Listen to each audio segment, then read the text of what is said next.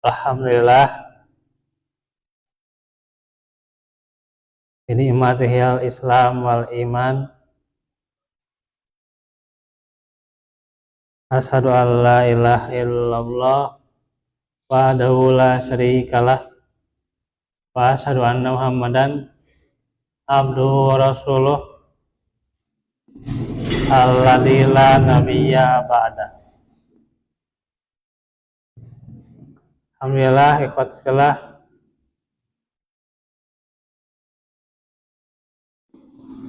dalam Senin sore ini kita bertemu dalam majelis ilmu. Tentunya merupakan nikmat yang berharga di antara nikmat kesehatan dan waktu luang. Dalam sebuah hadis dikatakan bagaimana ada dua nikmat yang kebanyakan orang tertipu dengannya, yaitu nikmat sehat dan nikmat waktu luang. As-sihhatu wal faragh. Kenapa di sini tidak disebut nikmat harta? Jawab Syekh Shalih bin Abdillah Al-Utsaimin hafizahullah. Karena harta tidak akan dirasakan manfaatnya dan tidak pula sempurna dinikmati seorang hamba kecuali bersama kesehatan. Orang hartanya banyak, tapi kalau sakit-sakitan ya berarti habis nanti buat berobat ya. Dan tentunya juga waktu luang ya. Kalau orang banyak hartanya tapi sibuk gitu ya, nggak bisa bertemu dengan keluarganya gitu ya, nggak bisa bersengkrama, nggak bisa meluangkan waktu untuk di majelis, dia merasa tersiksa gitu ya. Kadang ketika karena kesibukannya dia bekerja, dia merasa jenuh gitu ya, penat. Kenapa? Tidak punya waktu luang. Nah itu.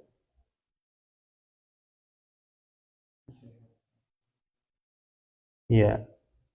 Karena itu kalau banyak kesibukan jadi kegelisahan ya, dan hidupnya tidak nyaman. Dan dua nikmat ini diperoleh kebanyakan manusia tanpa biaya dan tanpa kesulitan tuh ya.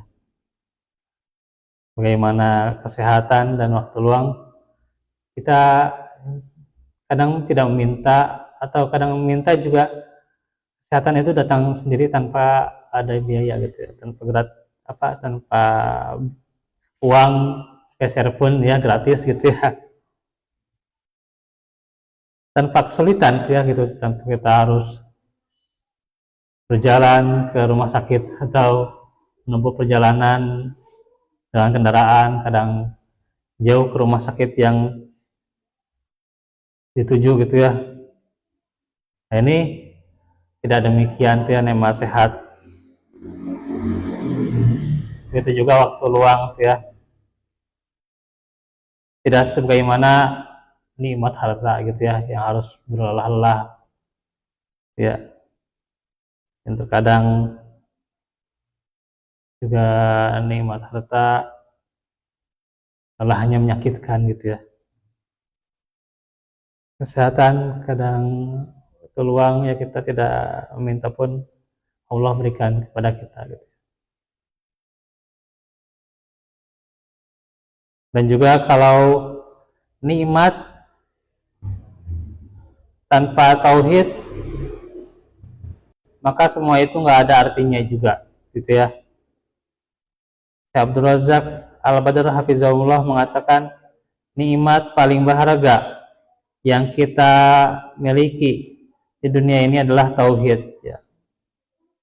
Memurnikan penghambaan hanya kepada Allah dan tidak menyekutukannya dengan suatu apapun. Itulah nikmat yang paling besar.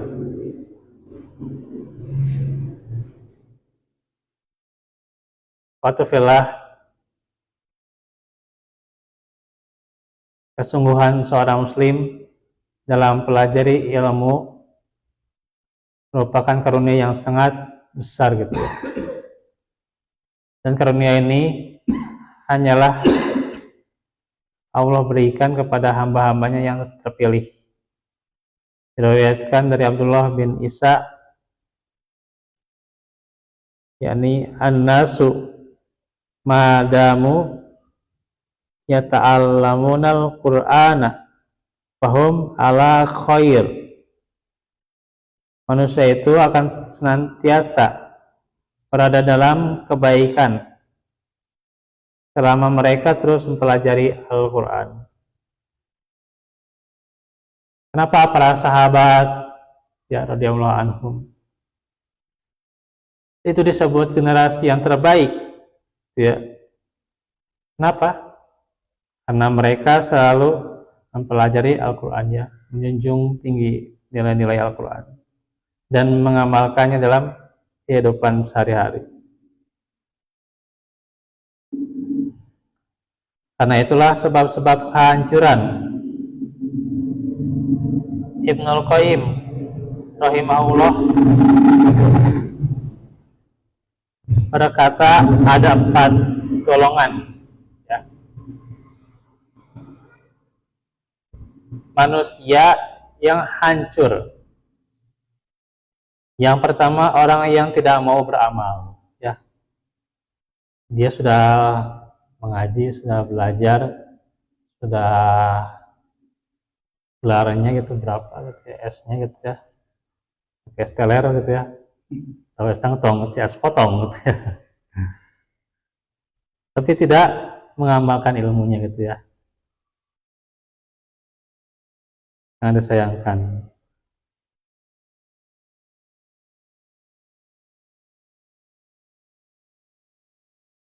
Yang kedua, orang yang beramal tetapi amalannya tidak dibangun di atas ilmu. Ini juga orang yang hancur. Diriwayatkan oleh Umar bin Abdul Aziz rahimahullah,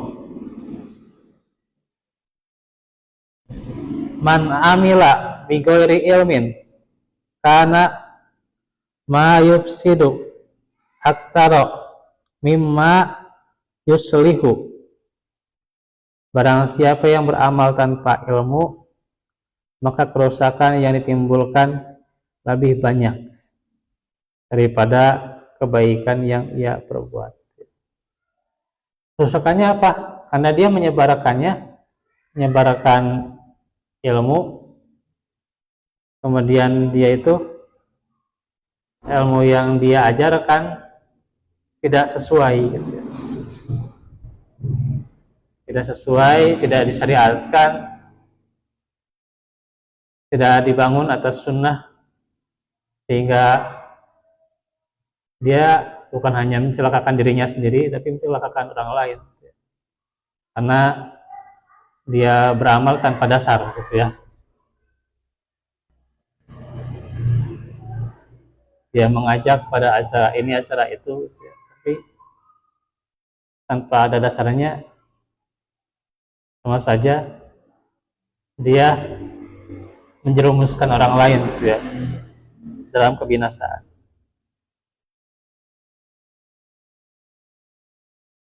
Karena itu kalau kita beramal, kita harus bertanya, apakah ini disyariatkan, apakah ini sesuai Al-Quran atau sunnahnya gitu ya. Karena kalau tidak, bisa jadi kita mencelakakan juga orang lain ya.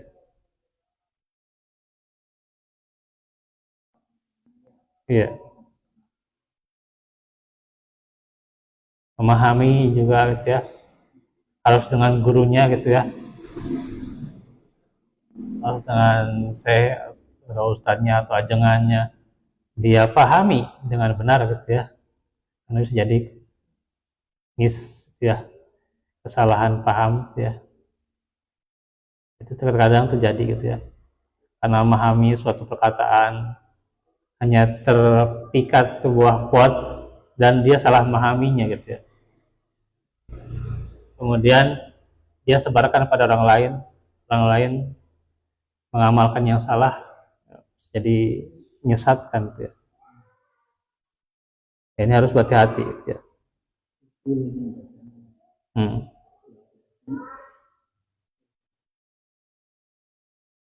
Belajar misalnya dia belajar sendiri tidak dengan gurunya, nah itu juga berbahaya.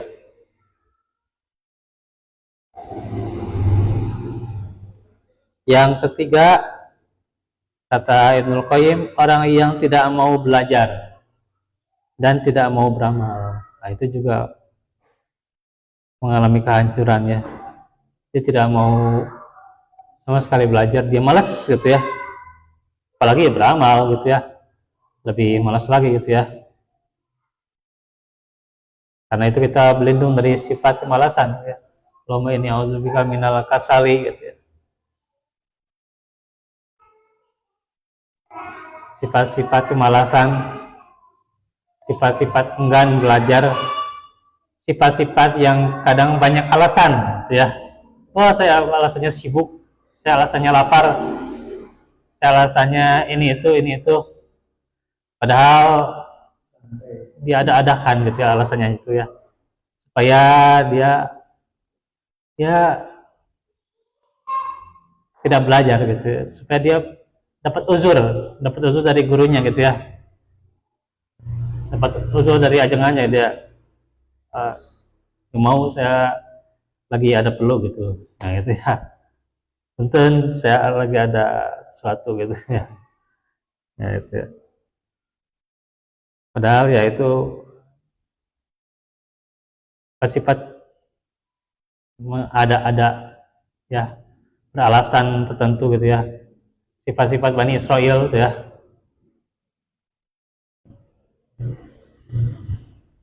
disuruh untuk menyembelih sapi gitu ya. Jadi ditanyakan sapi yang gimana, warnanya apa gitu ya, gitu. Terus gimana gitu, kan beralasan. Dan yang keempat juga mencegah. Nah ini yang keempat, mencegah manusia dari mempelajari ilmu agama. Ya. Nggak boleh belajar lah gitu, si nanti mau belajar jadi soalim lah gitulah. Soalim nanti menyatakan oh ini haram, ini nggak boleh gitu ya gitu. Kamu menyatakan riba haram gitu ya, pacaran haram gitu ya. Gak usah sih, nggak usah belajar lah nanti. Menyatakan kayak gituan gitu ya gitu. Ini haram, ini nggak boleh gitu ya, ini segala nggak boleh gitu ya gitu. Iya.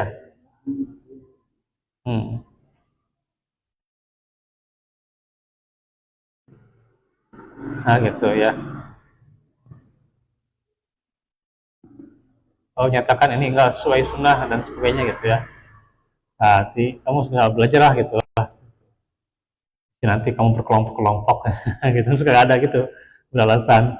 Padahal dia belajar pada guru yang memang netral gitu ya, nggak apa ya, tidak cenderung pada kelompok ini, cenderung pada kelompok itu, enggak gitu.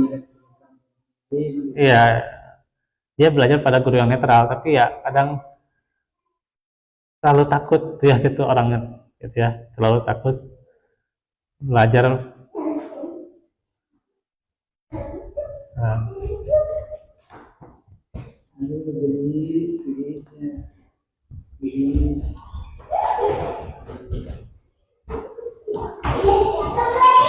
Ya, kalau takut belajar nanti bisa jadi berkelompok, bisa masuk aliran sesat gitu.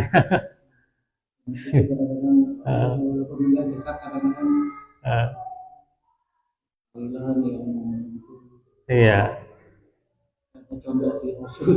Iya gitu. Iya, ya kadang juga emang Ini juga jadi introspeksi buat kita ya, bagaimana ketika kita mengajarkan, menyinggung orang lain, menyinggung kesalahan orang lain.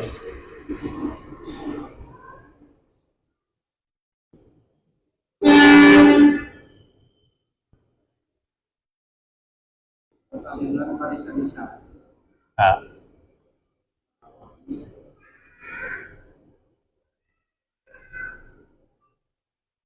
menyinggung misalnya kelompok ini kelompok itu gitu ya, gitu ya, kitanya sendiri juga masih banyak kekurangannya gitu ya, kitanya juga masih banyak kekurangan dalam ibadah gitu ya.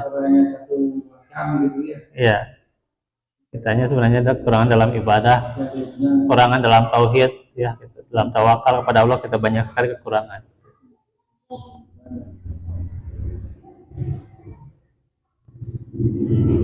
Ya sehingga orang itu kan kadang ada misalnya orang tua anaknya belajar ya, akhirnya orang tua itu khawatir gitu ya, itu khawatir berlebihan ya, padahal anaknya belajar hafal Quran, belajar ya, iya ya, terkadang gitu ya, hanya sekadar ngaji Al-Quran, belajar tasin, kadang juga takut gitu ya, padahal cuma sekedar belajar tasin aja gitu ya.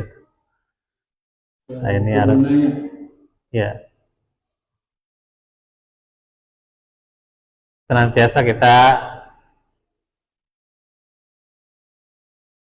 apa, melihat ya, melihat diri kita, melihat juga turunan kita, juga apa, saudara-saudara kita, bagaimana belajarnya ya, bagaimana senantiasa mengajak kepada belajar Islam yang benar gitu ya. Nah itu dari apa yang diterangkan oleh Ibnul Qayyim.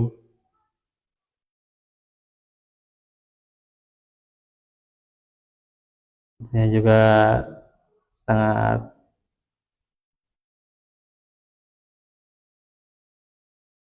berarti ya, apa yang berharga dari beliau,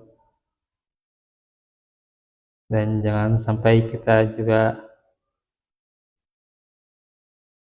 tersibukkan yang mencegah orang lain belajar karena misalnya terhalang suatu rezeki gitu ya gitu. Kamu jangan belajar lah, nanti kamu kalau jadi ustadz nanti miskin. Nah kan gitu kadang, kalau jadi ustadz kamu miskin gitu nanti. Nggak usah belajar lah, gitu. Nggak usah ngaji lah gitu. Kalau jadi ustadz susah dapat duit, gitu.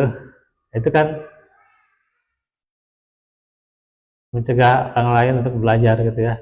Padahal kalaupun misalnya dia tutup rezeki yang ini, masih ada pintu-pintu yang lain, ya ada rezeki yang lain gitu ya, misalnya gitu. Iya.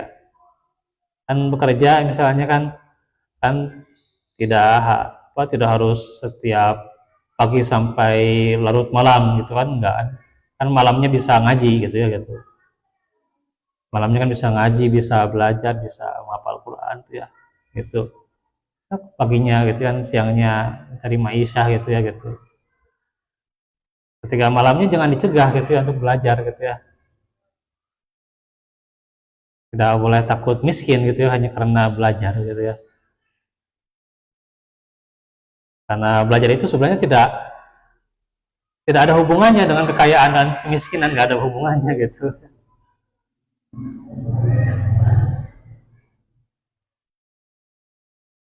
Gitu. Senantiasa belajar itu justru menjadikan orang itu berkembang ya. Yang salah bisa dia perbaiki ya, yang kurang dia bisa tambah gitu ya gitu. Dan dia juga termotivasi gitu ya, Dengan belajar termotivasi juga untuk semakin belajar lagi. Dengan belajar termotivasi juga untuk bekerja juga gitu ya dengan benar, dengan disiplin kan gitu kan. Itu karena belajar dia termotivasi untuk bekerja juga gitu ya dengan disiplin.